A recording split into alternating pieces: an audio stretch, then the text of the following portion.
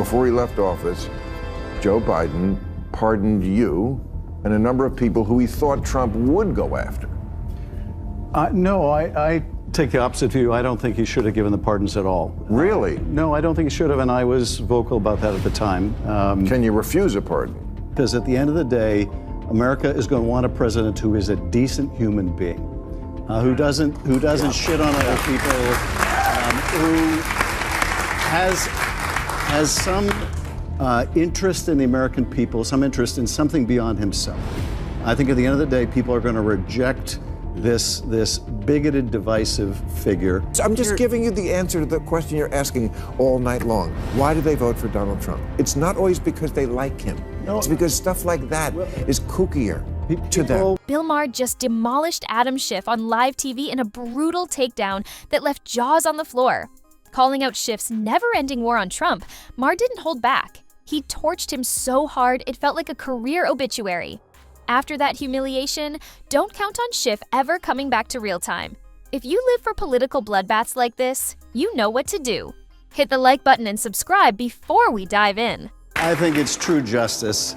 The only thing he cares about is himself and money, and going after the money is a way to bring about some real justice. Adam Schiff came out swinging, launching into his usual anti-Trump tirade, calling the former president a narcissist obsessed only with himself. He amped it up, swearing Trump was guilty beyond doubt and had no business ever stepping foot near the Oval Office again. With his trademark melodrama, Schiff painted Trump as a ticking time bomb for American democracy, warning of national collapse if he returned. But while he piled on the theatrics, the receipts were nowhere to be found. And then, he dropped a line so reckless, it might just be the quote that buries him. I don't share your pessimism about this or your pessimism about the general election. The reason why Joe Biden is going to beat Donald Trump is because at the end of the day, America is going to want a president who is a decent human being, who doesn't shit on other people, who has some interest in the American people, some interest in something beyond himself. I think at the end of the day, people are going to reject this bigoted, divisive figure. Schiff kept hammering Trump with every insult in the book, throwing punches that felt more desperate than decisive. But the real cringe moment?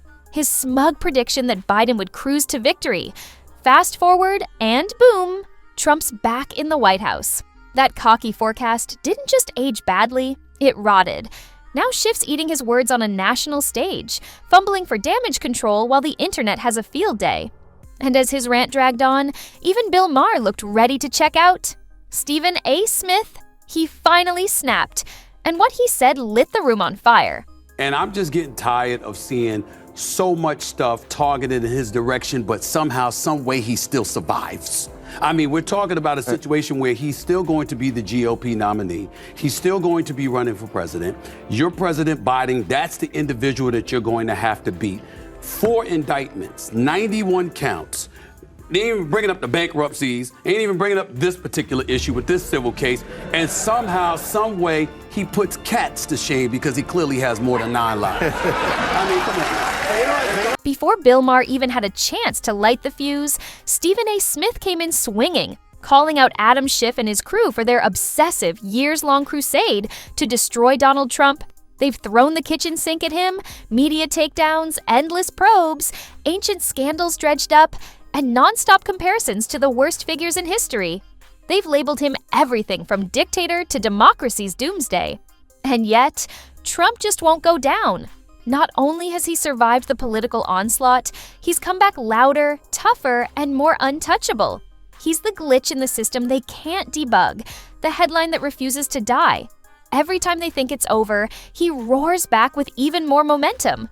Love him or loathe him, Trump is the political beast they can't tame. And it's driving them insane. Finally fed up with the non-stop echo chamber, Maher stepped in, and what followed wasn't debate. It was a televised slaughter. Atlantic put out an article last year, and it was called "Separating Sports by Sex Doesn't Make Sense." Right. And talked about how we separate sports like the WNBA and the just because it's just socialization. This is insane. I agree. Okay. That's why people vote for Trump. Mm-hmm. Because there's stuff like that on the left that people just go, I know Trump's horrible, But separating sports by sex makes perfect sense. And if you think it doesn't, you can't leave the country. Bill Maher cut straight to the chase, telling Adam Schiff exactly why Trump keeps winning. Because Democrats are out of touch. He slammed their empty policies and tone-deaf ideals, saying they've alienated the very voters they claim to fight for. Maher zeroed in on one example, the push to erase biological differences in sports. To regular Americans, it's not progressive, it's nonsense. And when people spoke out, Democrats didn't listen. They scolded. That, Maher argued, is why Trump's appeal keeps growing. When forced to choose between fantasy and someone who at least sounds grounded, voters pick the latter, every time. Well, Senator Schiff, given the ongoing political tensions and Trump's actions toward his critics, do you think President Biden's preemptive pardons turned out to be more important than initially expected? Let's first tell people what that means, preemptive pardons. That was pretty unprecedented, right? Before he left office, Joe Biden pardoned you and a number of people who he thought Trump would go after. No, I take the opposite view. I don't think he should have given the pardons at all. Really? No, I don't think he should have, and I was vocal about that at the time. Can you refuse a pardon? That's less clear because in the case of the January 6th committee, he pardoned essentially the whole committee. Wait a minute. Did Adam Schiff just throw Biden under the bus on national TV? Because it sure sounded like it. Schiff, a key player in the January 6th committee circus, walked away with a tidy pardon, alongside others who led the charge in blaming half the country for the Capitol chaos. But here's where things get shady. If the committee was so righteous, if their findings were bulletproof, why did Biden feel the need to hand out preemptive pardons? And now, Schiff's acting like the pardon was overkill, tiptoeing around Biden's judgment without saying it outright. But the message is deafening. In trying to dodge political shrapnel, Schiff is basically casting doubt on the very guy who saved his skin.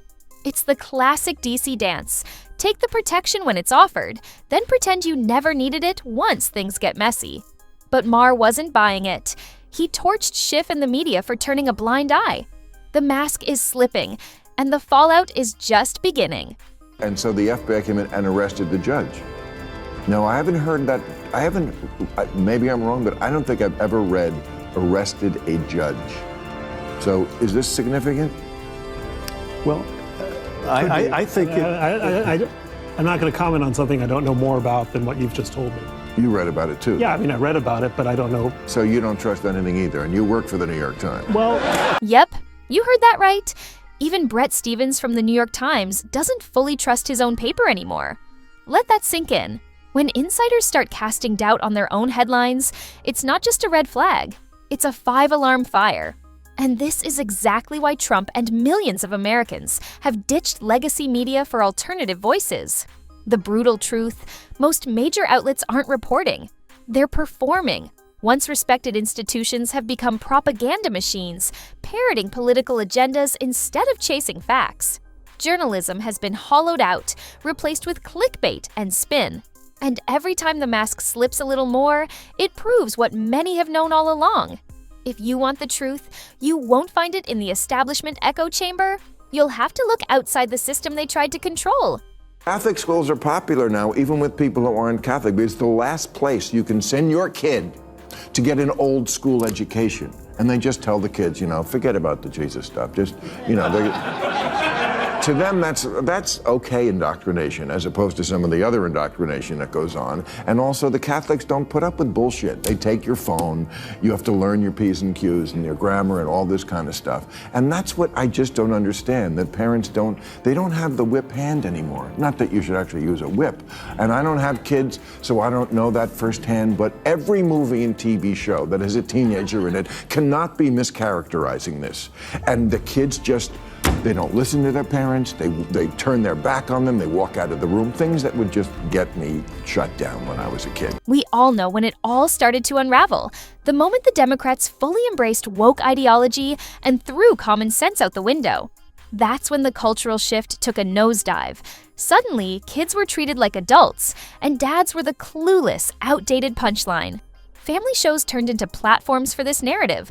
The bumbling father, the perfect kid, and the mom just barely keeping it together. What started as subtle entertainment soon became outright indoctrination. The result? A generation that sees authority as a joke, accountability as optional, and discipline as taboo. The family structure crumbled. And just when you think it couldn't get worse, one of their own let the truth slip before the election, and it revealed everything. I respect the fact that you don't share my pessimism. I truly do. I understand where you're coming from. But I think that's part of the problem. I think the Democratic Party should share my pessimism. I think they should be on high alert. I think they need to treat him with the seriousness that it deserves, because you having a lot of faith in the American people. The man did get over 74 million votes. You've got people that are looking at Joe Biden. I'm not going to call him a cognitive mess or anything like that. That's very disrespectful. I would never speak about our president that way. But when you're 82 years of age, it's not offensive to say you're no longer a spring chicken and you don't seem to have. Schiff and his allies spent years insisting Joe Biden was fit to lead, despite growing concerns about his cognitive decline. They ignored the signs, claiming everything was fine, until it was clearly not. When Biden failed to lead, they turned to Kamala Harris, hoping to salvage their credibility. That move, a disaster. Her approval tanked, and her leadership only made things worse. The Democrats are reaping the consequences of their own decisions. From pushing woke agendas to backing an unfit president and fumbling with Kamala, they've lost touch with the voters they claim to represent. Bill Maher and Stephen A. Smith's frustration signals a larger awakening. Americans are done with the lies and political games. Trump's resilience isn't just about him. It's about rejecting a broken system. The left's narrative is crumbling, and now even their own are questioning everything they once defended. That's a wrap for today's video. If you enjoyed it, hit the like button and subscribe for more. Thanks for watching, and see you next time.